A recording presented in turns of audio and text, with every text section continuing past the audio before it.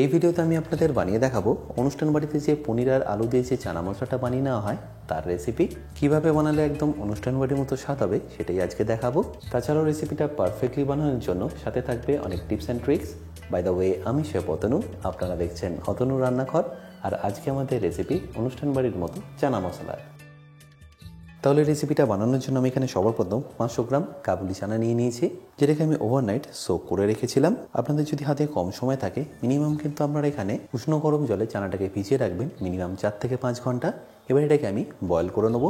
তার জন্য দেখুন এখানে আমি একটা প্রেশার কুকার নিয়ে নিয়েছি। এবার চানাটাকে আমি প্রেশার কুকারের মধ্যে দিয়ে দেবো, আর তারই সাথে এখানে পরিমাণ মতো জলটাও দিয়ে দেবো। এবার জলটা দেওয়ার পরে আপনাদের এখানে দিয়ে দিতে হবে হাফ চা চামচ বেকিং সোডা, স্বাদ মতো নুন আর হাফ চা চামচ মতো হলুদ গুঁড়ো। ব্যাস, তারপরে সব কিছুকে একবার ভালো করে প্রথমে মিশিয়ে নিন। আর ভালো করে মেশানো হয়ে গেলে আমি এর ঢাকনাটা দিয়ে দিচ্ছি।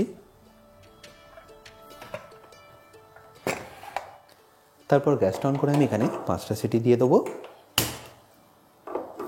আর ফ্লেমটা এই সময় আপনাদের লো টু মিডিয়াম রাখতে হবে। আর যদি টাইম হিসাবে দেখেন তাহলে আপনাদের এটাকে 20 মিনিট সেদ্ধ করে নিতে হবে।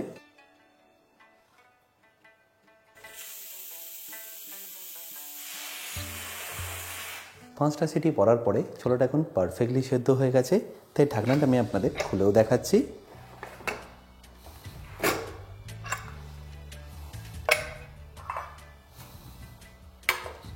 এর মধ্যে থেকে একটা ছোলাকে আমি আপনাদের ভেঙেও দেখাচ্ছি। দেখতেই পাচ্ছেন একদম পারফেক্টলি ম্যাশ হয়ে যাচ্ছে।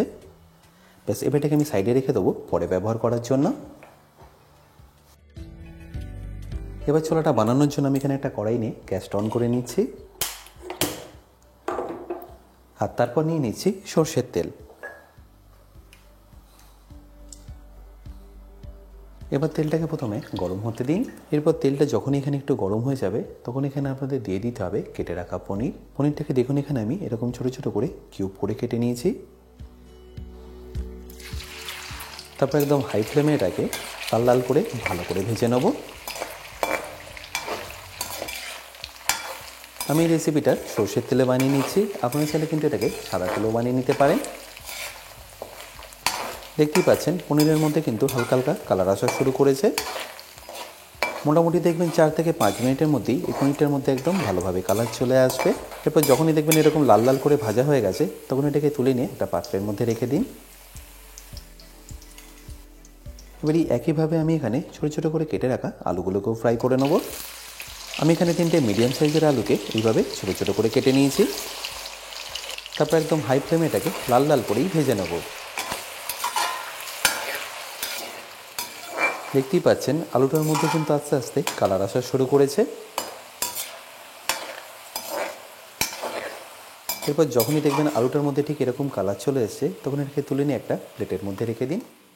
তাহলে আমার এখানে পনির আর আলুটা খুব ভালো করেই ভাজা হয়ে গেল। এবার এই একই তেলের মধ্যে দিয়ে দিচ্ছি 3টে শুকনো লঙ্কা, 1 চা চামচ আজওয়াইন এভাবে হাতে ঘষে একটু দিয়ে দেবেন, তাহলে দেখবেন এর ফ্লেভারটা একটু ইনক্রিজ হয়। আর তারই সাথে দিয়ে দিন 1 চা চামচ গোটা জিরে। এই সব কিছু থেকে ফ্লেভারটা ছেড়ে দিলে আমি এখানে দিয়ে দেবো পেঁয়াজ বাটা। এটাকে ফ্লেমটাকে হাই করে আপনাদের ভালো করে মিশিয়ে নিতে হবে। পেঁয়াজটা বাটার সময় চেষ্টা করবেন যতটা কম জল দেওয়া যায় ততটাই বেটার, তাহলে দেখবেন পেঁয়াজটা তাড়াতাড়ি ভাজাও হবে আর ভাজার সময় কম ছেটকাবে। যেহেতু এটা অনুষ্ঠান বাড়ি রান্না তাই জন্য এর মধ্যে একটু তেল মশলা বেশি ব্যবহার হচ্ছে, বাট আপনারা যদি চান একটু কম তেলে এটাকে বানিয়ে নিতে সেটাও বানিয়ে নিতে পারেন। আর এবার দেখুন পেঁয়াজটা এখানে ভালোভাবে ভাজা হয়ে গেছে। ব্যাস, এই স্টেজে আমরা এখানে দিয়ে দিতে হবে 1 বড় চা চামচ রসুন বাটা, তারই সাথে কাঁচা লঙ্কা বাটা। ব্যাস, এবার এটাকে ভালো করে একবার মিশিয়ে নিন। মেশানোর পরে যখনই দেখবেন রসুনের কাঁচা গন্ধটা চলে গেছে তখন এখানে রঙের জন্য ব্যবহার করতে হবে হলুদ গুঁড়ো আর কাশ্মীরি লঙ্কার গুঁড়ো। আমি এখানে 1 বড় চা চামচ হলুদ গুঁড়ো দিয়ে দিলাম, আর তারই সাথে দিয়ে দেবো 1.5 চা চামচ কাশ্মীরি লঙ্কার গুঁড়ো। ব্যাস, এবার এটাকে ভালো করে একবার মিশিয়ে নিন। এই হলুদ আর লঙ্কা গুঁড়োটাকে আপনাদের কিন্তু এই স্টেজেই ব্যবহার করতে হবে, তাহলে দেখবেন এর কালারটা খুবই সুন্দর আসবে। এরপর এটাকে আপনারা ততক্ষণ কুক করুন যতক্ষণ না মশলা থেকে তেলটা ছেড়ে আসছে।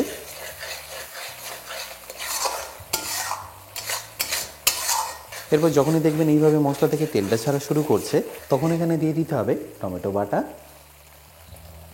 আমি এখানে 150 গ্রাম টমেটো বাটা ব্যবহার করলাম, কারণ আমি এখানে আবার টক দইও ব্যবহার করব। টমেটোটা দেওয়ার পরে আপনাদেরকে ততক্ষণ কষাতে হবে যতক্ষণ না টমেটো থেকে কাঁচা গন্ধটা বেরিয়ে যাচ্ছে। এরপর যখনই দেখবেন টমেটোটা কুক হয়ে গিয়ে এইভাবে তেলটা ছাড়া শুরু করেছে, তখন এখানে আপনাদের দিয়ে দিতে হবে টক দই। আমি এখানে 150 গ্রাম টক দই ভালো করে ফেটিয়ে ব্যবহার করলাম। এটাকে গ্যাসের ফ্লেমটা একদম স্লো রেখে আপনাদের ভালো করে মিশিয়ে নিতে হবে, তা না হলে কিন্তু দইটা কেটে যাওয়ার একটা সম্ভাবনা থাকবে। দইটা দেওয়ার পরে যখনই দেখবেন এইভাবে তেলটা ছেড়ে দিয়েছে, তখন এখানে আমি বাকি মশলাগুলো দিয়ে দিচ্ছি। তার মধ্যে প্রথমেই আমি দিয়ে দেবো ধনে গুঁড়ো। আমি এখানে বড় চামচের 1.5 চামচ ধনে গুঁড়ো দিয়ে দিলাম। তারপর দিয়ে দিচ্ছি 1/2 চা চামচ ব্ল্যাক পেপার পাউডার। তারই সাথে যাবে স্বাদ মতো নুন আর 1/2 চা চামচ মতো চিনি। আর এই স্টেজে আপনাদের এখানে দিয়ে দিতে হবে 2 চা চামচ মতো আদা বাটা। ব্যাস, তারপরে সব কিছুকে ভালো করে একবার মিশিয়ে নিই। মোটামুটি 4 থেকে 5 মিনিট আপনাদের এইভাবে এটাকে কষিয়ে নিতে হবে। তাহলেই দেখবেন আদার কাঁচা গন্ধটা একদম চলে যাবে। আর ফ্লেমটা এই সময় আপনারা লো টু মিডিয়াম রাখবেন। দেখতেই পাচ্ছেন মশলা থেকে কিন্তু খুব ভালোভাবে তেলটা ছেড়ে দিয়েছে আর আদার এই সময় কাঁচা গন্ধটা একদম চলে গেছে। ব্যাস, এই স্টেজে আমি এখানে সেদ্ধ করে রাখা চানাটা দিয়ে দিলাম। ব্যাস, তারপরে সব কিছুকে ভালো করে একবার মিশিয়ে নিন। এই সময় আপনারা গ্যাসের ফ্লেমটা হাই করে দিতে পারেন। দেখতেই পাচ্ছেন কালার আর টেক্সচারটা কতটা সুন্দর এসছে। আশা করি দেখে লাগছে তো আপনাদের অনুষ্ঠান বাড়ির মতো। এবার ফ্লেমটাকে হাই করে এটাকে ভালো করে একবার ফুটিয়ে নিন। আচ্ছা, এখানে বলে রাখি, আপনারা যারা এখনও অতনু রান্নাঘরের বেসিক কুকিং কোর্সটা নেননি, তারা নিয়ে নিতে পারেন আমার নিজস্ব ওয়েবসাইট www.otanurannakor.com থেকে, যেখানে আপনারা পেয়ে যাবেন প্রায় 60টারও বেশি ভিডিও, যেগুলো আপনাদের হেল্প করবে নিত্য প্রয়োজনীয় রান্নাগুলোকে আরও সুস্বাদু করে তোলার জন্য। যদি লিঙ্কটা আমি ডেসক্রিপশানে দিয়ে রেখেছি, তাও বলে রাখি কিনতে যদি আপনাদের কোনো রকম অসুবিধা হয় আমার সাথে এই হেল্পলাইনে যোগাযোগ করতে পারেন। এটা যখন ফুটে গিয়ে ফাইনালি রেডি হয়ে যাবে, তখন এখানে আপনাদের মিশিয়ে দিতে হবে ভেজে রাখা আলুটা আর তার সাথে ভেজে রাখা পনিরটাও। ব্যাস, এবার এটাকে আবারও ভালো করে মিশিয়ে নিন। এগুলো আগে থেকেই ভালো করে কুক করা আছে, তাই এটাকে আপনাদের আর বেশিক্ষণ ফোটাতে হবে না। এটা দিয়ে দেওয়ার পরে ফাইনালি আপনাদেরকে ফিনিশ করে নিতে হবে 1/2 চা চামচ কাসুরি মেথি পাউডার, তারই সাথে 1/2 চা চামচ গরম মশলা আর 2 চা চামচ মতো ঘি। তারপর সবশেষে একটু ধনেপাতা দিয়ে এটাকে ফিনিশ করুন। আশা করি সিম্পল রেসিপিটা আপনাদের নিশ্চয়ই ভালো লেগেছে। আর যদি ভালো লেগে থাকে অতি অবশ্যই কিন্তু আমাকে কমেন্টে জানাতে ভুলবেন না। এটা আপনারা চাইলে রুটি, নান, পরোটা বা বেবি নানের সাথেও কিন্তু সার্ভ করতে পারেন।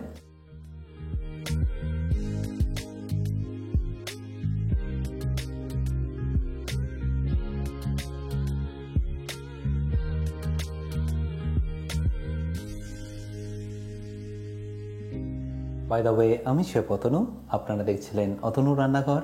দেখা হচ্ছে আপনাদের সাথে একটা নতুন রেসিপি নিয়ে নেক্সট এপিসোডে। ভালো থাকবেন, সুস্থ থাকবেন।